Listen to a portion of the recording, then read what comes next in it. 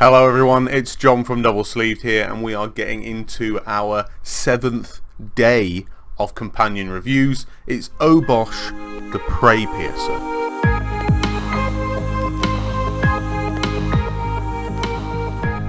What a name. Simple video. We're going to talk about Obosh, we're going to talk about its strengths, we're going to look at what could be its fundamental weakness, and then we'll wrap up, moving on each day until we get to the very end when we'll do a full companion review of all companions. So Obosh the Prey Piercer is a 3/5 Hellion Horror for 3 Rakdos. It's a companion that your starting deck contains only cards with odd converted mana costs and land cards. If a source you control with an odd converted mana cost would deal damage to a permanent or player, it deals double that damage to that permanent or player instead. So, big win condition on this card, which I like to see. An all or nothing situation. You've got enough stuff out that's permanent, that deals damage. If you're going to play this card, and the only reason you'd play this card is to maximise on its benefit, then you're going to be playing an odd mana permanent, or a bunch of them, and you're going to want to try and get the most out of Obosh's ability. It's obviously 5 mana, so you'd be looking at it coming down turn 5. Obviously if you've got a bit of ramp, which in black and red, possibly unlikely that you would, but hey, you can always throw in some other colours in there. There's loads of options. So the sort of cards I'm going to talk about today, we've got the obvious and most used system for Obosh, most used deck, and probably the most competitive deck, and I've talked about it with the Lurrus video, is Rakdos Sacrifice. It's in Rakdos colours already, and it says permanent, any odd permanents deal double that damage, which means a lot of manipulation with some of the spells we've got. I'm not going to go through every card like I have done in other videos. If you want to see the cards, you know, a lot of you know what the cards are anyway, but you know, you've got your Cauldron Familiars and your Witch's Ovens. Obviously this Serrated Scorpion new card is out there. You still have access to cards like Ayara, which deals damage when creatures enter the battlefield, which is good for the recursion of sacrifice. You've still got Bastion of Remembrance, which is a similar one, and when you've got something like an enchantment that's dealing damage, obviously at that point it's still a permanent, it's harder to remove, potentially more beneficial. You've also got cards like Bloodthirsty Aerialist, which benefits from the life gain you tend to get when you have this sacrifice mechanic flowing around. You've also got cards within the odd bracket for Rakdos. You've got Murderous Rider, bit of Knight synergy possibly. You've got Fervent Champion, Cavalier of Night, some of these Knight cards. Obviously you've got Knight of the Ebon Legion, Underworld Dreams. You've got some Menace synergy possibly. I've got a few decent Menace cards. Got Eternal Bontu, Massacre Girl, a few of those key cards. Even the Hunted Nightmare, which is one of the new cards, which seems very overpowered. You still have access to some of your Goblin cards, Legion Warboss, Krenko Tin Street Kingpin, bit of a mouthful. Anax is still available to you. And a card which I think will definitely feature in a lot of decks that isn't necessarily sacrifice is Bonecrusher Giant, a 3 mana card that has the 2 mana Stomp, which I think is really useful. Some other potential little manipulations. I like Clackbridge Troll, which was a 5 mana 8/8 that produced goats for the opponent.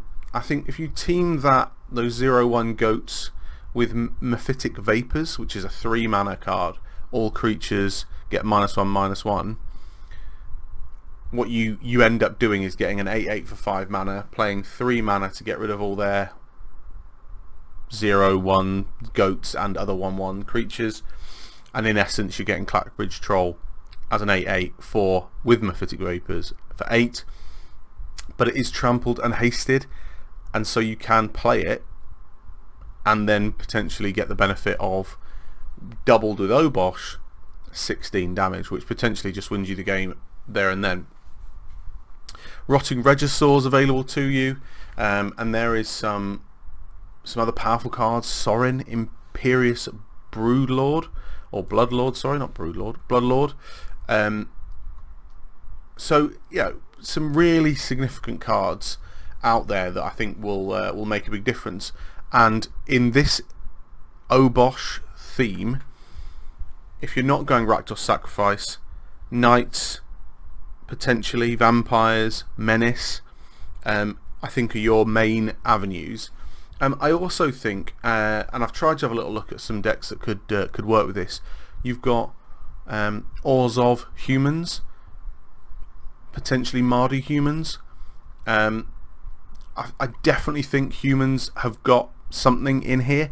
The only issue you're going to have is quite a lot of the newer synergistic cards are 2 or 4 mana, which definitely wipes you out. So that brings me on to kind of the main point of the Obosh deck building restrictions, which is very similar to the Garuda deck building restrictions. So odd cards only, whereas Garuda was even cards only. This restriction is less painful than Garuda's. Odd cards, you get a turn 1, which makes a massive difference. And because you can overload your deck with 1 mana cards, you can then have play 1 mana card turn 1, play 2 1 mana cards turn 2, play 3 mana card turn 3, and then from there you can do a huge majority of things. So do I think that this odd mana deck build would be a huge restriction? Not as significant as Garuda's. However, as I said with the Garuda video, a consistent mana curve, a predictable means of playing cards. You need access to as many cards as possible. The reason standard is trickier is because it's a limited pool. The reason we get some crazier and potentially more powerful builds at this time of year is because we've got this set and one more set before we lose 3 or 4 sets. So, you know, I think the larger the pool of cards available to you, the better the deck by and large you can play. So by limiting a significant portion of cards out, I just think you're going to struggle. Do I think that Obosh or Lurrus are better in terms of Rakdos Sacrifice? Personally, I think your aim for Rakdos Sacrifice is the longer game, and I think if you can make a deck that works with Obosh, I think it will be more powerful. I think it would be easier and more accessible to use Lurrus because it seems like a better option. But the minute Obosh hits the table and you basically win that turn with your recursion and your manipulation of witches' ovens and cauldrons and scorpions and whatever else you've got out. It feels like Obosh is the more powerful game-winning card. But if you're looking to try and, you know, you're playing red deck wins, for instance, potentially you don't make it to turn 5 anyway. So I think it's close, but I would say Obosh in that instance is potentially a better companion. Not saying it is a better companion overall. We'll have to wait and see at the end of this 10 days as to what the best companions are. But yeah, I think Obosh, to me, it feels fairly clear that it's going to be a Rakdos based deck. You could go mono black, you could go mono red, but I don't think you're going to get enough cards in there. And you could add other colours, of course you could. You know, green, play Golgari, something like that, and blow the board up with ramp. Yeah, absolutely. So yeah, so some very, very brief initial thoughts on Obosh. I don't feel like it excites me as much as the others. I just don't know if it's the card I would choose in many circumstances to limit my deck building pool and be forced into odd cards. Let me know what you think. Have you built an Obosh deck? Have you got one?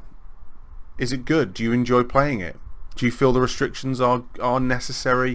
Do you think that they're really bad, or do you think that they're workable? And